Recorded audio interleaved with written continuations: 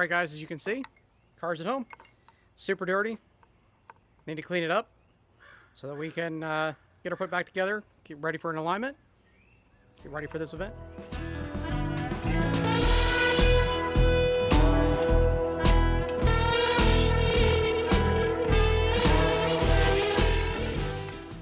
Well, that's a lot better. Kind of hilarious to see how much rubber blew out from underneath this thing. A lot of rubber. Big hunks of rubber everywhere. I'm going to have to clean up a little bit, but old girl does clean up nicely. Sprayed out all the coolers and everything like that. Pretty easy. Pressure washer, 20-30 minutes. And she's looking pretty clean. Alright guys, so we're back in the garage. Car's all washed off. A ton of rubber came off of it. And tonight, I am mounting Diode Dynamics SS3.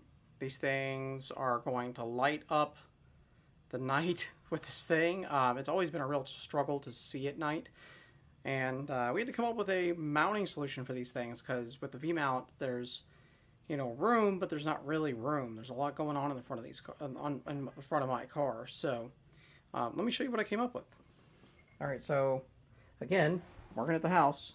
So I've got some pieces of aluminum that I got a piece of angle here, and it's really thin, but it will make this thing pretty structurally sound. And then those are the brackets for the SS3s. And where this thing actually goes, I gave it a couple different mounting positions to go in or out. And this goes up under here. And I put some riv nuts a while back.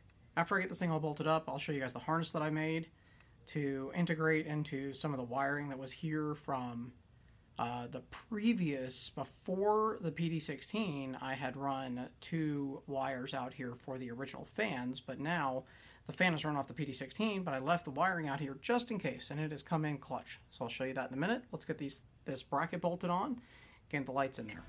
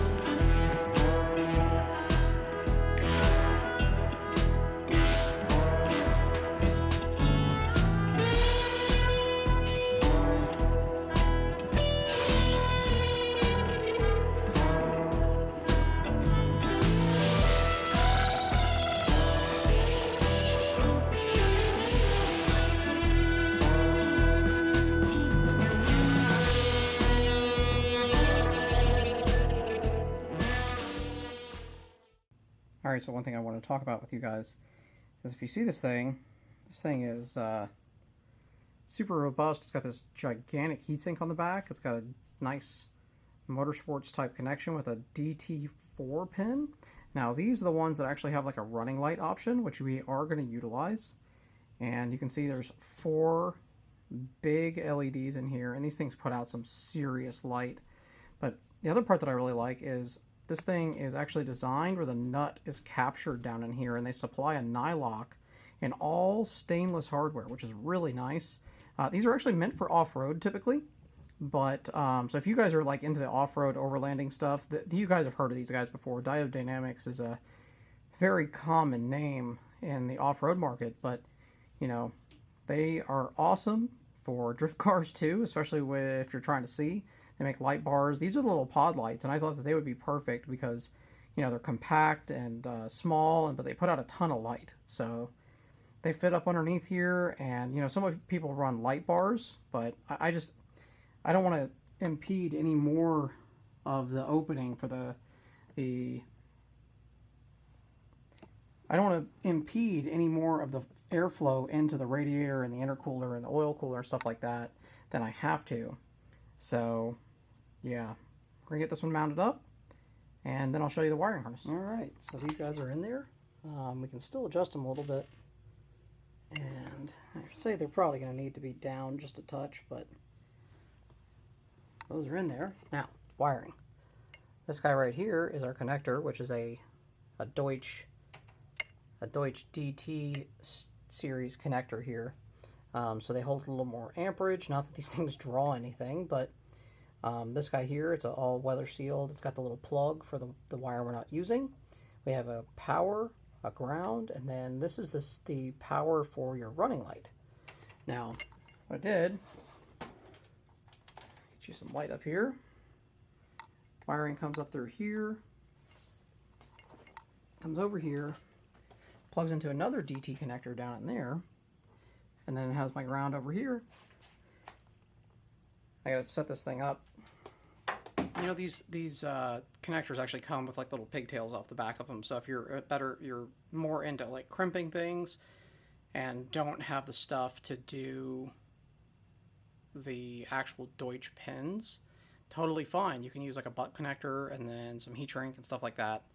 So if you're not into the Deutsch stuff yet, you should be, but they come ready and ready to go with like little pigtails, so you guys can just crimp stuff on there for a switched power for your main beam. And then if you want to tie it into like your running lights for your truck or your car or whatever, you can. We're going to do it a little bit differently. They will be running lights. They will be triggered off the running lights, but because the Haltech is controlling all the lights with the PD16, we're just going to use that. And we can actually allocate more outputs for that. So these are going to be technically my high beams.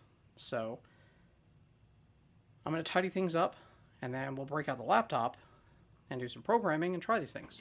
Alright guys, so I have the software open here. This is NSP, and it's on my Elite 2500 with a PD16. Currently, we have the headlights for the wiring.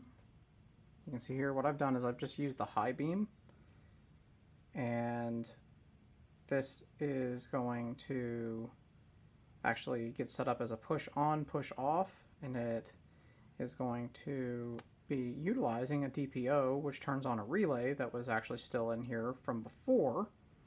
So that turns it on using the high beam input here, which is one of my keypad buttons.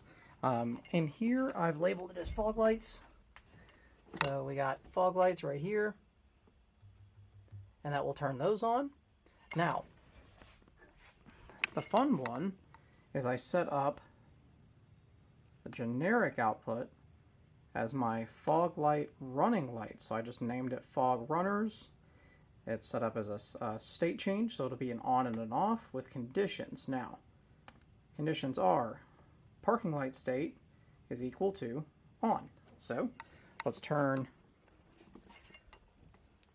the low beam, the parking lights on, which is the first push on the low beam button. So you heard a relay kick. That gives us running lights back here. It gives us a running light right here. Then as you can see on the SS3s, we have these guys down here as well. So those will act as running lights all the time. So even with, we'll turn the headlights all the way on. So that's all the way on now. So that's going to be headlights and running lights. And then we got these little guys down here doing their thing. So those will be on. But then if we want full bore, we hit our fog light button. Now these guys are bright. They are so bright. It is like daylight in here right now. So super sick, super excited. Let's turn all this stuff off. Thank you, Haltech, for allowing so many cool things to be done, even with chassis stuff. So this is all done. I'm going to save this. All right. We have all the lights in the world. I'm going to save my map, make sure that's all saved. I'm probably going to pull the data that's in it still from the last race. So IA fall, and pull that, save it, so we can look over it, because we did have some overboosting issues. I did replace all the lines with some fresh silicone line, and that way, no question there. We're getting there, guys. Getting pretty close. Got lots of lights. I do have the rear underglow to put back on because I pulled it off for whenever the car was going to get pulled because it was like all like wonky. So that's it. Save a map. Thanks for coming along with this journey. I hope you guys are enjoying these videos. There's more to come.